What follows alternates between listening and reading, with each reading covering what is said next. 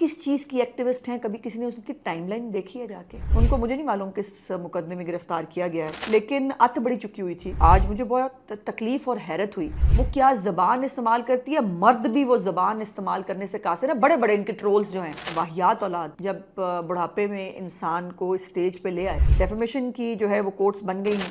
अहमद फराज साहब हैं, कैसी अलिफ लैला की कहानी सुनाई कि खुदा की कसम कमाल हो गया। तरीके फसाद में मतलब एक दूसरे के बाल नोच नोच के अगले जो है वो गंजा कर रहे हैं एक दूसरे को। एजेंटो एजेंटी हुए हुए हैं, तभी तो ये हाल है इनकी पार्टी का।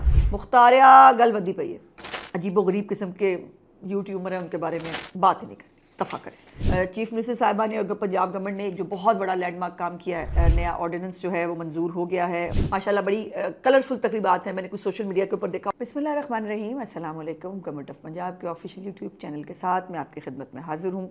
और आज सबसे पहले शुरू करना है हमने एक पाकिस्तान की बहुत बड़ी शरीफ, पाकबाज, खुश गुफ्तार, खुश शक्ल सोशल मीडिया पीस एक्टिविस्ट जो है वो खौला साहिबा का जो है वो वीकेंड के ऊपर उनको जो है वो एयरपोर्ट से अरेस्ट किया गया। आप लोग हंस किस बात पर हैं? जो कुछ मैंने कहा, देखिए बात यह है कि इन बस जो भी अल्फाज मैंने उनके लिए इस्तेमाल किए उनमें से वो कुछ भी नहीं है। लेकिन देखिए हमें मजबूरी है कि हमने फिर भी उनको उनकी ज़बान में जवाब नहीं देना। और वैसे इन खातून की ज़बान तक तो मर्द भी नहीं पहुंच सकते, आपस की बात है। जो उनको मुझे नहीं मालूम किस मुकदमे में गिरफ़्तार किया गया है, लेकिन अत बड़ी चुकी हुई थी इन खातून ने। और आज मुझे बहुत तकलीफ़ और हैरत हुई कि बहुत सारे ना पढ़े लिखे लोग भी जो है उनके बारे में ट्वीट्स कर रहे हैं, बड़ा जुल्म हुआ है जी, बड़ा मतलब सोशल मीडिया एक्टिविस्ट। किस चीज़ की एक्टिविस्ट हैं, कभी किसी ने उसकी टाइमलाइन देखी है जाके? वो किस चीज़ की एक्टिविज़म कर रही थी, ये ज़रा जाके उसकी टाइमलाइन पे देखें तो सही। वो क्या ज़बान इस्तेमाल करती है। मर्द भी वो ज़बान इस्तेमाल करने से कासिर है। बड़े बड़े इनके ट्रोल्स जो हैं वो भी इस तरह की ज़बान इस्तेमाल नहीं कर सकते जो ये मौसूफ़ा इस्तेमाल करती हैं। और मुझे सबसे ज़्यादा अफसोस जो है वो उनके वालिद साहब के साथ जो उसकी वीडियो आई, उसके ऊपर मुझे बहुत तकलीफ़ हुई कि ज़ाहिर है वो गाड़ी से उतर के उसने अपने वालिद साहब को देख के उनको गले लगाया। तो वालिद साहब ने एक तो बाजू पर नहीं किया उनको गले लगाने के लिए, और दूसरा उसने उनका हाथ पकड़ा और उन्होंने हाथ भी छटक दिया। मुझे बहुत तकलीफ़ हुई बिकॉज़ मैं बाप और बेटी के बीच का जो एक प्यार और एक तकद्दुस का रिश्ता होता है, मैं उसको बहुत अहमियत देती हूँ। और ये यकीनन जब इस तरह की नाखल्फ और वाहियात औलाद जब बुढ़ापे में इंसान को स्टेज पे ले आए, तो वालिदैन खड़े तो होते हैं, ज़ाहिर है उनके पास मजबूरी नहीं है, मजबूरी है कि वो उनको खड़े होना है, औलाद है, जैसी भी औलाद तो होती है। लेकिन उनके चेहरे पे कर्ब और तकलीफ़ जो है वो देखी जा सकती थी। और मुझे नहीं पता कि अंकल ने वो उन मोहतरमा जो लिखती रहती हैं, मैं नहीं बोल सकती, ये एक सिर्फ निकाल के आपको दिखा रही हूँ। मैं इस खातून की ट्वीट्स बोल भी नहीं सकती। इससे आप अंदाज़ा लगा ले कि ये मोहतरमा क्या क्या फरमाती रही हैं। और मुझे नहीं पता, by the way Punjab government का केस नहीं है इसके ऊपर, लेकिन मैंने इसके ऊपर केस करना ज़रूर था डेफेमेशन लॉ के तहत। डेफेमेशन की जो है वो कोर्ट्स बन गई हैं और इन कोर्ट्स के ऊपर पहला केस मैं ही दर्ज कराने जा रही हूँ। और वो मैं दर्ज कराने जा रही हूँ हमारे अहमद फराज साहब हैं जियो के, उन्होंने एक एजाज़ सैयद साहब के साथ एक जो है वो व्लॉग किया और उसके ऊपर उन्होंने एक ऐसी अलिफ लैला की कहानी सुनाई कि खुदा की कसम कमाल हो गया। ज़रा वो सुने। उन्होंने कहा कि हमज़ा शहबाज ने मरीम नवाज़ को फ़ोन किया। अब इसमें दो फरीक हैं, कौन? एक हमज़ा शहबाज बकौल इनके और एक मरीम नवाज़।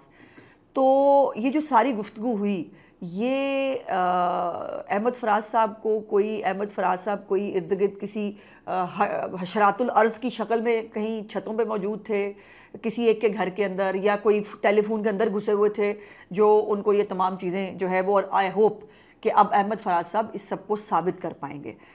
मैंने अपने वकील को कह दिया है, इसके ऊपर जो है वो तैयारी कर रहे हैं। और ये केस पहला केस डेफेमेशन कोर्ट के अंदर जो है वो चीफ मिनिस्टर साहबा के बिहाफ पे मैं करने जा रही हूँ।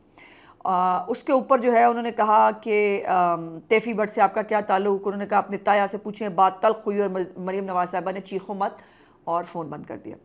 अब मुसीबत यह है कि सोशल मीडिया एक ऐसा कुआं बन गया है कि जिसके अंदर जितना मर्ज़ी आप गंद डोल भर भर के निकाल लें, मसला हल नहीं होगा जब तक उस जो है वो बेहूदगी, झूठी ख़बर और ये जो वायरल होने का एक शौक़ है ना, इसका जब तक इसको आप बाहर नहीं निकालेंगे तब तक ये कुआं कभी साफ़ नहीं हो सकता। और ये अब आई डोंट नो ये किस शक्ल में इन दोनों के इर्द गिर्द मौजूद थे, या इनको जिसने स्टोरी सुनाई, आई होप कि उनको भी ये कोर्ट में अब पेश करेंगे और जो है वो अपना केस जो है वो साबित करेंगे। तो बड़ा मतलब अजीब हालात हैं, समझ में नहीं आता कि क्या करूं। मेरे लिए कोई अच्छी, मैं अहमद फराज साहब को बहुत अच्छे से जानती हूं, एक अच्छे सहाफ़ी हैं, लेकिन ये अब उन्होंने क्यों किया है, इसकी पीछे रीज़न क्या है, ये यकीनन वही कोर्ट में आके बताएंगे। उसके बाद उधर तो लड़ाई पई हुई है, हाँ जी, तरीके फसाद में, मतलब एक दूसरे के बाल नोच नोच के अगले जो है वो गंजा कर रहे हैं एक दूसरे को।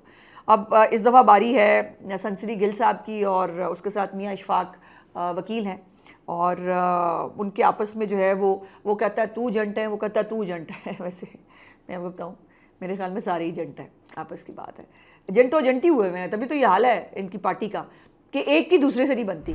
और अब जो खौला का दुख दर्द सताया था गिल साहब को, ज़ाहिर है गिल साहब जो है वो मर्दाना वर्जन है खौला चौधरी का, तो ये अब इसलिए ज़ाहिर है तकलीफ़ तो बहुत होनी थी ना एक दूसरे की। तो उसके ऊपर जो है उन्होंने कहा खुद ही इसको अरेस्ट करा लिया, अब खुद ही जो है वो ये टाउट है, और आई एम सॉरी मैं क्या इसके ऊपर बहरहाल अब करना पड़ा है, मतलब उन्होंने खुद कहा है ना, मैं नहीं कह रही कुछ भी इसके अंदर, मैंने तो कहना ही कुछ नहीं, मैं तो सिर्फ आपको सुनाना है। देखिए मैं इतनी अच्छी बच्ची हूँ, मैं खुद कुछ भी नहीं कहूँगी, मैं सिर्फ आपको पढ़ के सुना दूँगी, कहानी आपके सामने आ जानी, आपने खुद इसका हिसाब लगा लेना। अच्छा जी, फिर इशफाक साहब ने कहा है, उन्होंने कहा कि इमरान खान के नाम पर अपनी गिरी हुई शख्सियत को कितना बेचना और उठाना है। अब ये फिर मैंने नहीं कहा, ये इशफाक साहब का ट्वीट ऑन रिकॉर्ड मौजूद है। और मैं वो नहीं जो इमरान खान के मुलाकातों के नाम पर लोगों से लंबे लंबे माल कमाता रहा, और दिहाड़ियाँ गल वध गई, मुख्तारिया गल वधी पई है, और ये गल इन्नी वध गई है कि उन्होंने वध के हरे कितने जाना है। तो सर मिट्टी पाओ, छोड़े परा, आगे आए इंपॉर्टेंट बात के ऊपर जो हमने करनी है। एक और बहुत इंपॉर्टेंट सोशल मीडिया के ऊपर पिछले इस वीकेंड के ऊपर एक आयमा कराम के लिए जो तजवीज़ किए गए वजीफ़े हैं, उसके ऊपर एक हाहाकार मची हुई है, और वो यकीनन उसके अंदर कुछ हमारे मजहबी रहनुमा भी मौजूद हैं। अल्लाह जाने उनको अपनी सियासत के जाने का खौफ है या क्या खौफ है। हालांकि अगर आयमा कराम जो है उनको फैसिलिटेट किया जाए, और ख़ाली ये वजीफ़े नहीं हैं, ये मैं आपको बताना चाहती हूँ, मसाजिद की जो मिसिंग फैसिलिटीज़ हैं, मसाजिद को दोबारा उनकी तज़ीनो आराइश, उनके अंदर उनको एक अच्छा जो तरक्याती पैकेज है वो भी चीफ़ मिनिस्टर साहबा ने अनाउंस किया, और तमाम जो खस्ता हालत में खुदा न खास्ता मसाजिद हैं या मसाजिद में किसी चीज़ की ज़रूरत है कोई, उन तमाम चीज़ों को पूरा किया जाएगा। चीफ़ मिनिस्टर साहबा का ये हुक्म है। तो ये खाली वजीफ़े नहीं हैं, मसाजिद को, आइमा कराम को हर तरह से जो है वो जो उनका हक़ है वो उनको ये गवर्नमेंट देने जा रही है। तो अब इसके ऊपर मतलब बात यह है कि जिसकी जितनी जितनी लंबी ज़बान है ना, वो उतनी इतनी लंबी छोड़ रहा है। अब ये एक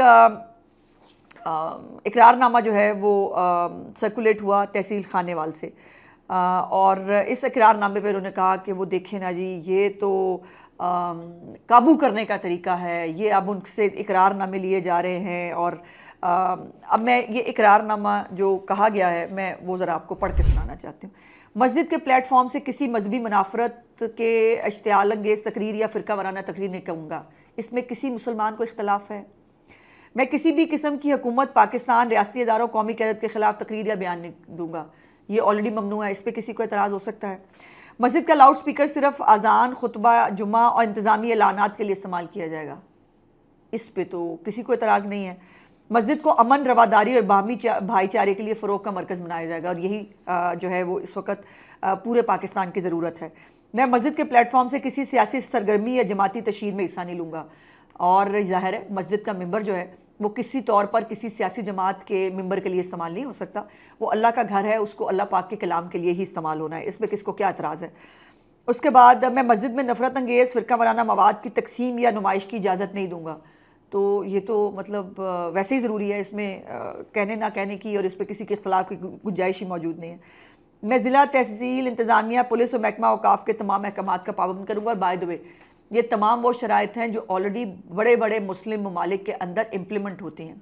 सऊदी अरब से बड़ी तो हमारे लिए कोई एग्जांपल नहीं है ना, वो एक ऐसी पाक सरजमीन है जहाँ से हम अल्लाह पाक के ज़ाहिर घर है, हमारे नबी पाक सल्लल्लाहु अलैहि वसल्लम का जो है वो मस्जिद नबवी है वहाँ, और हम हर चीज़ वहाँ से डिराइव करते हैं। वहाँ पर भी एक ही खुतबा होता है।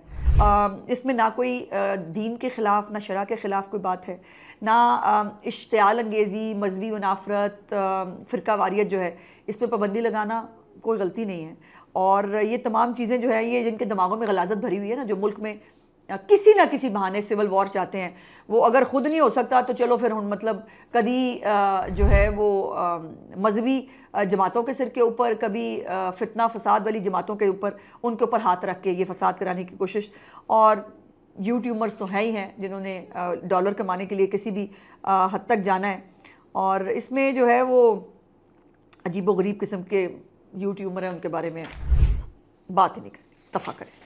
अब इम्पॉर्टेंट बात इसी के साथ जो बनती है आखिर में, वो है कि चीफ मिनिस्टर साहिबा ने और पंजाब गवर्नमेंट ने एक जो बहुत बड़ा लैंडमार्क काम किया है, वो है कब्ज़ा माफिया के कबाब हमेशा के लिए बंद होना। और इसके ऊपर मैंने संडे को भी जब आपसे गुजारिश की थी कल, तो मैंने आपको बताया था कि नया ऑर्डिनेंस जो है वो मंजूर हो गया है और जल्द इसको पंजाब असम्बली से भी मंजूर करा लिया जाएगा। इसमें जो ज़िले सतह पर डिस्प्यूट रेजोल्यूशन कमेटियाँ कायम की गई हैं, जो हर कब्ज़े के केसेस जो हैं वो उनके पास रेफ़र होंगे, 90 दिनों के अंदर वो फ़ैसला करेंगे, और फिर अगर उसको ऊपर किसी ने अपील करनी हो तो वो खसूसी ट्रिब्यूनल्स में जाएंगे, जिसकी सरबराही कोई रिटायर्ड हाई कोर्ट के जज साहब किया करेंगे, और वो भी 90 दिन में फ़ैसला करेंगे। तो ये टोटल आप 180 दिन जो है उसके अंदर अंदर कब्जे का। अब ये जो था ना, बाप जो है वो दादा की ज़मीन पे कब्ज़ा होता था तो पोता भी छुड़ाने के काबिल नहीं होता था, अब ये नहीं हो पाएगा। और ये जो कब्ज़ा माफिया है उनको अब पंजाब से तो भागना पड़ेगा, ये I am sure about it. और ये 30 दिन के अंदर अंदर तमाम कमेटियाँ फंक्शनल होने जा रही हैं, और जैसे ही इसके ऊपर फैसला आ जाए करेगा, अगर ये कमेटियाँ फैसला कर देंगी कि ये कब्ज़ा हुआ है, नाजायज़ कब्ज़ा है, तो उसके 24 घंटे के अंदर अंदर वो कब्ज़ा इंतज़ामिया वापस दिलाएगी। ये मोजज़ाती चीज़ लग रही है ना आपको, ऐसे बंदा सोच भी नहीं सकता था, किसी के वहमो गुमान भी नहीं था पाकिस्तान में ये भी हो सकता है, लेकिन पंजाब में ऐसा ज़रूर हो सकता है, क्योंकि पंजाब में चीफ मिनिस्टर हर एक गरीब के साथ, हर एक ऐसे शख्स के साथ जिसके साथ जुल्म हो रहा है, उसके साथ खड़े होने का जो उनका विजन है उसको वो हर तरह से इम्प्लीमेंट कर रही हैं। अब ये एक छोटी सी जायदाद को, कोई मतलब एक छोटी सी दुकान है, छोटा सा घर है, कोई डेरा है, उसके ऊपर बड़े बड़े जो है वो कब्ज़ा माफिया कब्ज़ा कर लेते थे, और लेकिन वो छोटी सी जायदाद जो है वो कितनी बड़ी जागीर होती थी उस आदमी की, ये इसका अंदाज़ा जो है वो हम कर सकते हैं। इसीलिए चीफ मिनिस्टर साहिबा ने इसके ऊपर ये जो है वो हुक्म किया है। अब ये रियासत जो है वो हर कमज़ोर के साथ जो खड़े होने का वादा है, सिर्फ वादा नहीं है, उसको पूरा भी कर रही हैं चीफ मिनिस्टर साहिबा। और हमारे जो सिख यात्री हैं वो अल्हम्दुलिल्लाह उनकी आमद शुरू हो गई है ननकाना साहब के अंदर। और जैसे चीफ मिनिस्टर साहिबा मुहर्रम के अंदर, रबीउल अव्वल के ऊपर, उसके साथ साथ दिवाली के ऊपर, क्रिसमस के ऊपर, हर मज़ाहिब के जो लोग हैं पंजाब के अंदर, ये उन सबका पंजाब है। और इसी तरह ये गुरु नानक साहब की जो 556वीं जन्म की दिन की तकरीबात हैं, माशाल्लाह बड़ी कलरफुल तकरीबात हैं। मैंने कुछ सोशल मीडिया के ऊपर देखा, बहुत फेस्टिविटी है, बहुत लाइटें वाइटें लगी हुई हैं, बहुत सारे लोग जो हैं आ गए हैं। तो रेलवे स्टेशन के ऊपर भी जो है पहली खसूसी ट्रेन 932 हिंदू और सिख यात्रियों को लेकर पहुंची, और वहाँ पर जो इंतज़ामिया है उनका इस्तकबाल किया, उनके ऊपर फूल भी फेंके, और इंशाअल्लाह ताला ये खैर खैरियत से अपने तमाम तकरीबात के बाद अपने अपने मुल्कों को रवाना हो जाएंगे। आज का व्लॉग देखने का बहुत बहुत शुक्रिया। इंशाअल्लाह अगले व्लॉग में आपसे बातचीत होगी। चैनल को लाइक, सब्सक्राइब और शेयर ज़रूर किया कीजिए। खुदा हाफ़िज़।